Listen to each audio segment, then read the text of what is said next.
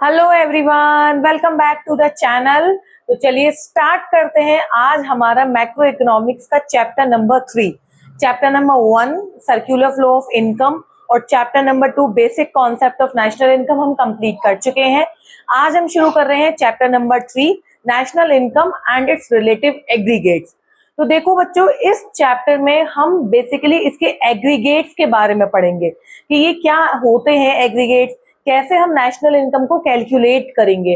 ठीक है, तो स्टार्टिंग करेंगे हम हमारे एग्रीगेट से। देखिए बच्चों, चैप्टर नंबर 3 है। आपको ये पता है एग्रीगेट्स का मतलब क्या होता है? आप इस वर्ड को पहली बार नहीं सुन रहे हैं। हमने जब डिफरेंस पढ़ा था माइक्रो इकोनॉमिक्स और मैक्रो इकोनॉमिक्स में, तब हमने ये पढ़ा था मैक्रो इकोनॉमिक्स में इट स्टडी द एग्रीगेट्स। तो ये वही एग्रीगेट है। तो एग्रीगेट का मतलब क्या होता है कि कोई भी वैल्यू जो हो मोर देन 1, यानी कि 1 से क्या होनी चाहिए, बड़ी होनी चाहिए, या फिर किसी चीज का समेशन, कोई भी वैल्यू का समेशन, उसको हम क्या बोलते हैं? एग्रीगेट्स। क्या बोलते हैं? एग्रीगेट्स। अब देखिए, हम अगर इकोनॉमी की बात करें तो क्योंकि हम नेशनल इनकम को कैलकुलेट कर रहे हैं, तो हमें ये क्या हेल्प करते हैं? तो देखो, जब भी हम इकोनॉमी की बात करेंगे तो सबसे मेन चीज जो हमारी इकोनॉमी में हो रहा है वो बन रहा है प्रोडक्शन हो रहा है। क्योंकि अगर प्रोडक्शन होगा तभी तो इनकम जनरेट होगी, तभी हम उसको कैलकुलेट कर पाएंगे। तो मेन फैक्टर क्या है हमारी इकोनॉमी में? प्रोडक्ट। क्या है मेन फैक्टर? प्रोडक्ट, यानी कि production is the main factor. तो वो प्रोडक्ट का है, क्योंकि हमें इनकम फाइंड आउट करनी है तो इसलिए हम प्रोडक्ट ले रहे हैं। अब लास्ट क्लास में आपको दिमाग माइंड में होगा, मैंने आपको बताया था कि हम इन्वेस्टमेंट कैसे कर रहे हैं, हमारी इनकम कौन से बेसिस पे निकल रही है, डोमेस्टिक पे या नेशनल पे, हम फैक्टर प्राइस पे निकाल रहे हैं, फैक्टर कॉस्ट पे निकाल रहे हैं, या मार्केट प्राइस पे निकाल रहे हैं। तो वही सारे एलिमेंट्स हमें यहाँ पढ़ने और एग्रीगेट्स को निकालना है। ठीक है, मेन एलिमेंट इज प्रोडक्ट, के प्रोडक्ट बनना है। अब देखिए, मैंने आपको बताया था कि इन्वेस्टमेंट हमारा दो तरीके से है। इन्वेस्टमेंट हमारा ग्रॉस पे भी निकलता है और नेट पे भी निकलता है। मैंने आपको बताया था ग्रॉस इन्वेस्टमेंट और नेट इन्वेस्टमेंट बताया था। ग्रॉस इन्वेस्टमेंट क्या था? जो डेप्रिसिएशन से पहले था, बिफोर डेप्रिसिएशन। और नेट क्या था? आफ्टर डेप्रिसिएशन, की डेप्रिसिएशन कितना लग गया, उसके बाद नेट वैल्यू कितनी बची। ठीक है, अब मैं बात करूं मेरे इनकम की, कि भाई मेरे देश में कितनी इनकम जनरेट हो रही है या देश के बाहर कितनी इनकम जनरेट हो रही है, तो ये भी हम पता लगा सकते हैं। तो हम इसको क्या बोलेंगे? डोमेस्टिक इनकम और नेशनल इनकम। देखिए, ये पेन और नोटबुक लेके बैठिए। ये चार्ट जो मैं आपको बना रही हूँ फ्लो चार्ट की तरह, आप इसको बनाइए। यहीं से हम अपने एग्रीगेट्स बनाएंगे। आपको बहुत इजी तरीके से समझ में आ जाएगा कि ये एग्रीगेट्स कैसे बने। ठीक है ना? तो मेन चीज है हमारा प्रोडक्ट हम सेंटर में रखेंगे। उसके बाद हमारे इन्वेस्टमेंट लेंगे, हमारी इनकम लेंगे, और उसके बाद अब जब माल बना है, कोई भी प्रोडक्ट बना है, तो वो बिकेगा भी। पहले तो बनेगा, तो पहले जो बनेगा उसकी कॉस्ट, मैंने आपको बताया था ना, जो बनता है उसकी कॉस्ट को क्या बोलते हैं? फैक्टर कॉस्ट, यानी कि जो बनने की कॉस्ट है। अब क्योंकि जो प्रोडक्ट बना है, अब वो मार्केट में सेल आउट भी तो होगा, बिकेगा भी, तो बिकने की प्राइस क्या है? Market price. मैंने आपको समझाया था लास्ट क्लास में, फैक्टर कॉस्ट क्या है, मार्केट प्राइस क्या है। तो बस यही एलिमेंट है। यहां से हम अपने 8 एग्रीगेट्स निकालेंगे। टोटल 8 एग्रीगेट्स होते हैं, लिख लीजिए। There are 8 aggregates. कितने एग्रीगेट्स होते हैं? 8 एग्रीगेट्स। ठीक है, इनको हमने 2 पार्ट में डिवाइड किया है, डोमेस्टिक में और नेशनल में। डोमेस्टिक में और नेशनल में। ठीक है, टोटल 8 एग्रीगेट्स है और हमने 2 पार्ट में डिवाइड कर दिए, डोमेस्टिक और नेशनल। अब 4 तो डोमेस्टिक में आएंगे और 4 नेशनल में आएंगे। ठीक है, यहाँ पे 4 डोमेस्टिक में आएंगे, 4 नेशनल में आएंगे। तो सबसे पहले मैंने आपको क्या बताया कि प्रोडक्ट सेम रहेगा। तो P P P P P P P P, यानी कि डोमेस्टिक प्रोडक्ट तो बन ही रहा है ना। अब प्रोडक्ट चाहे अपने इंडिया मतलब अपने देश में बिके, अपनी कंट्री में बिके या बाहर बिके, प्रोडक्ट तो बन ही रहा है, प्रोडक्ट तो सेम ही है, बिक तो रहा ही है। अब हम बात करेंगे हमारे इन्वेस्टमेंट से। देखो पहले हम इन्वेस्टमेंट की बात करते हैं ग्रॉस की। अगर मैं ग्रॉस की बात करूं और मैं डोमेस्टिक पे ले रही हूँ, यहाँ DD भी लिख लीजिए, क्योंकि हम डोमेस्टिक की बात कर रहे हैं और यहाँ हम किसकी बात कर रहे हैं, नेशनल की, तो नेशनल नेशनल लिख लीजिए। ठीक है, अब देखिए स्टार्ट कर रहे हैं यहां से। हम पहले बात करें ग्रॉस की, तो ग्रॉस में डोमेस्टिक लेवल पे प्रोडक्ट फैक्टर कॉस्ट पे, क्योंकि वैल्यू किसी की भी पूछी जा सकती है कि मार्केट प्राइस की वैल्यू क्या थी, मतलब कोई भी प्रोडक्ट की अगर मैं बात करूं तो वैल्यू किसी की भी पूछी जा सकती है, तो हम यहीं से इसको डिराइव कर रहे हैं। ठीक है, पहले मैं बात कर रही हूँ ग्रॉस की। ग्रॉस का क्या आ गया, जी। डोमेस्टिक तो मैंने ले लिया क्योंकि मैं डोमेस्टिक की बात कर रही हूँ, प्रोडक्ट मैंने आपको बताया। अब वो जो ग्रॉस डोमेस्टिक प्रोडक्ट होगा वो फैक्टर कॉस्ट पे होगा, पहले हम फैक्टर कॉस्ट ले रहे हैं, और एक बार हमारा ग्रॉस डोमेस्टिक प्रोडक्ट किस पे होगा, मार्केट प्राइस पे होगा। तो एक बार हमने मार्केट प्राइस पे ले लिया, समझ में आया कि एक बार ग्रॉस फैक्टर कॉस्ट पे ले लिया और एक बार ग्रॉस मार्केट प्राइस पे ले लिया। ऐसे ही नेट की बात करेंगे, नेट को हमने ले लिया डोमेस्टिक प्रोडक्ट फैक्टर कॉस्ट पे, तो नेट का L लिख दिया और फैक्टर कॉस्ट पे ले लिया, और इसका नेट यहाँ पे मार्केट प्राइस पे ले लिया। समझ में आ गया मैं क्या समझाना चाह रही हूँ।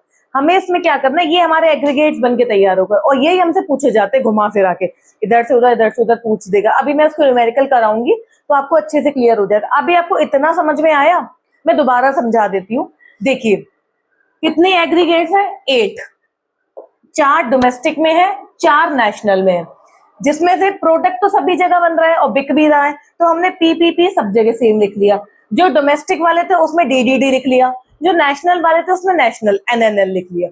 अब एक बार तो ग्रॉस पे निकाल लेंगे और फैक्टर कॉस्ट पे निकाल लेंगे, एक बार ग्रॉस पे मार्केट प्राइस पे जाएगा, एक बार नेट पे। अब नेट वैल्यू भी तो पूछी जा सकती है ना, वैसे तो हम जब इनकम का कैलकुलेशन करते हैं तो हमें नेट वैल्यू चाहिए होती है, बट अगर ग्रॉस की पूछी हो तो वो फाइंड आउट करना आना चाहिए, इसलिए ग्रॉस भी।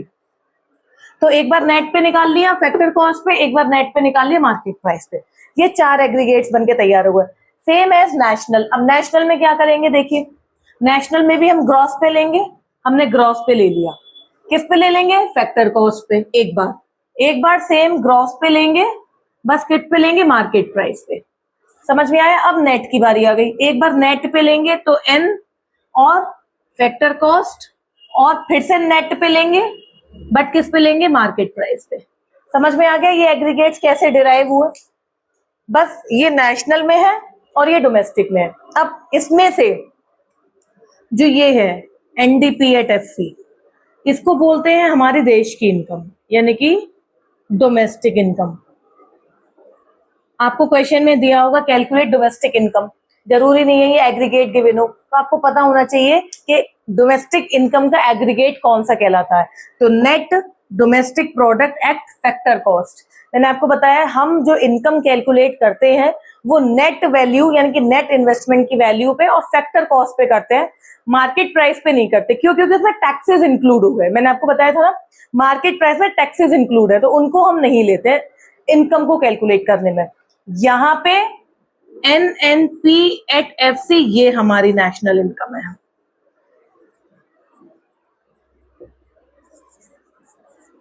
देखो बस फर्क कितना है डोमेस्टिक का और नेशनल का। यहाँ पे डोमेस्टिक है और यहाँ पे नेशनल है, बाकी सारी चीजें सेम है, NPFC।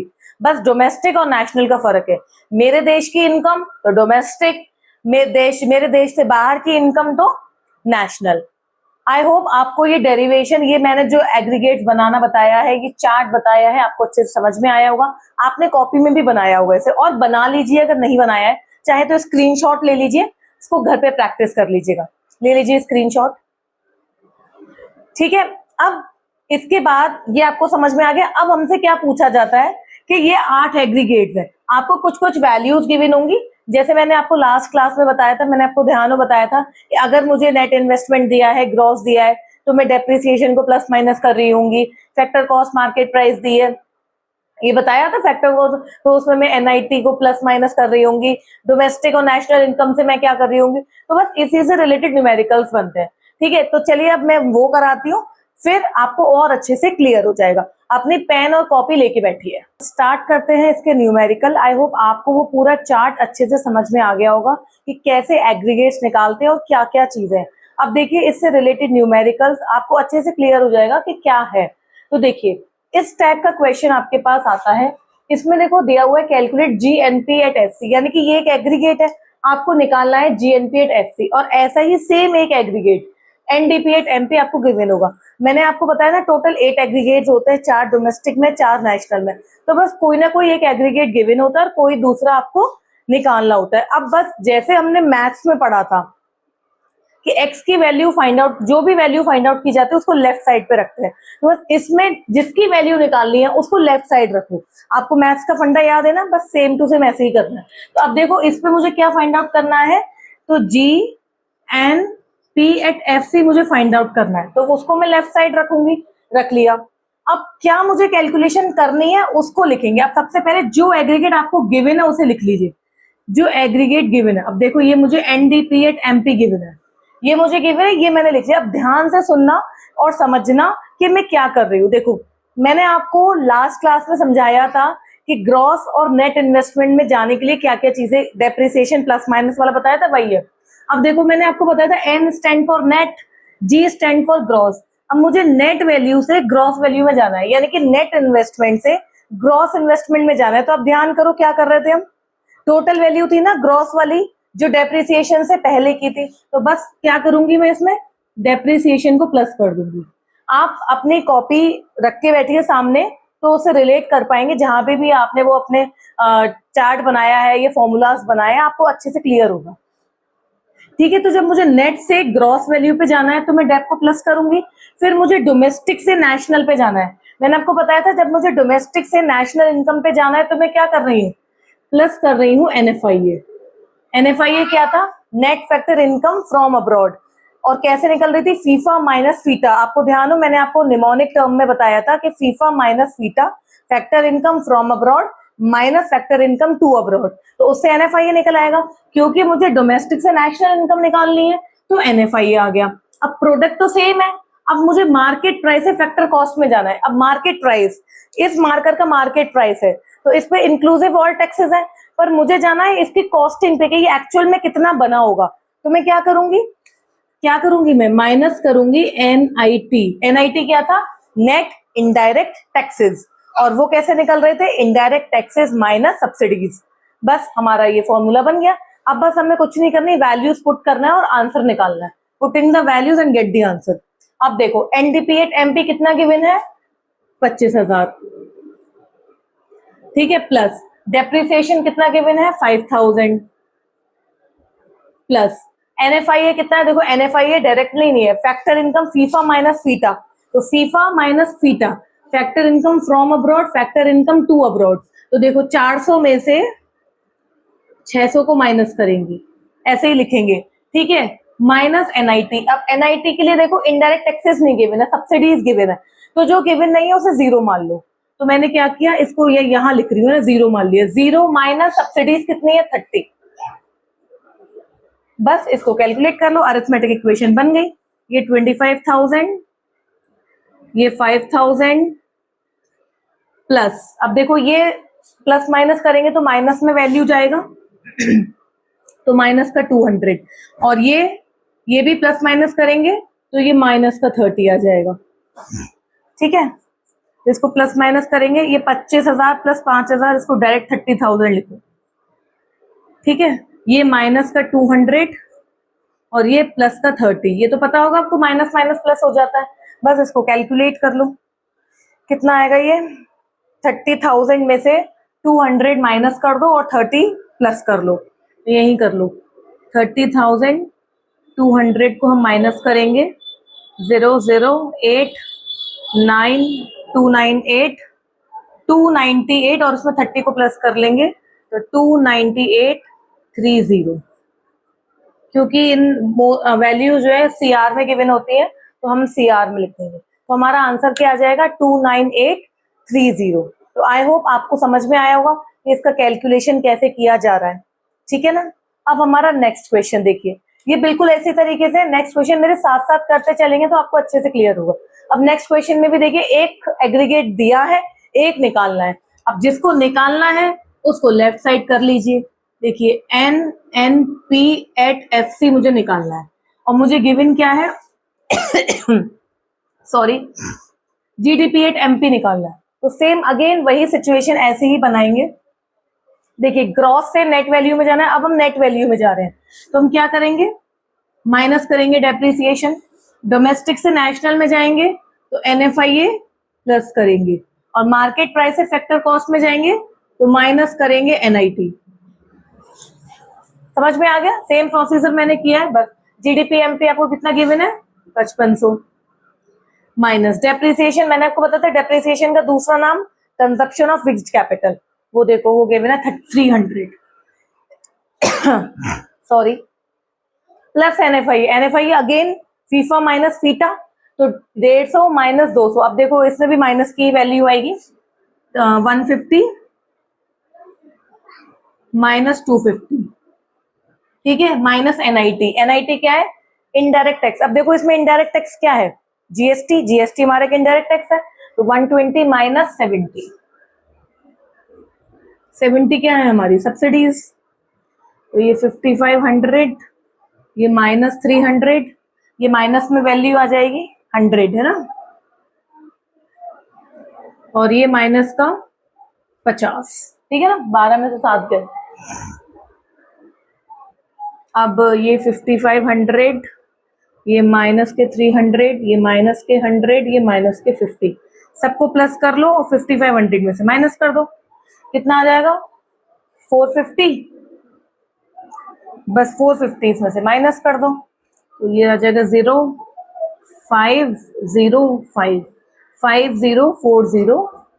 इन CR, क्योंकि CR में वैल्यूज गिवन होती है। तो ये हमारा क्या निकल के आ गया, NNP एट FC निकल के आ गया, और इसमें क्या निकल के आ गया था, GNP एट FC। तो आई होप ऐसे ही न्यूमेरिकल्स होते हैं, आपको समझ में आया होगा कि कैसे हम इनको, एक एग्रीगेट गिवन होता है, दूसरा निकालना होता है। आप जो भी बुक प्रेफर कर रहे हैं उसको करिए, उसमें से प्रैक्टिस कीजिए इन क्वेश्चंस को। फिर नेक्स्ट क्लास में मिलते हैं कुछ नए क्वेश्चंस के साथ, और फिर हम स्टार्ट करेंगे कि हमारा नेशनल इनकम कैसे कैलकुलेट होता है और कौन कौन से मेथड है किससे वो कैलकुलेट किया जाता है, ठीक है। तब तक के लिए आप इनको प्रैक्टिस कीजिए। वीडियो को अगर क्लास अच्छी लगी हो तो प्लीज वीडियो को लाइक कर दीजिएगा, चैनल को सब्सक्राइब कर लीजिएगा, और जो भी आपके फ्रेंड्स वगैरह हैं उन्हें शेयर कर दीजिएगा। तब तक आप इसको अच्छे से प्रैक्टिस कीजिए। अगर आपको नहीं आ रहा है तो प्लीज कमेंट सेक्शन में मुझे बताइए, और हाँ मुझे जरूर ये बताइएगा कि आपको क्लास कैसी लगी। आज मुझे कमेंट में ये बताएं कि मुझे क्लास कैसी लगी, और अगर आप कुछ एडिशंस चाहते हैं तो वो भी मुझे बताएं कि आपको कुछ एडिशंस या मैम आप ऐसे पढ़ाएं, ये आपका कोई भी सजेशन हो वो मुझे कमेंट सेक्शन में जरूर बताएं, ठीक है। तब तक के लिए bye bye, thank you, take care.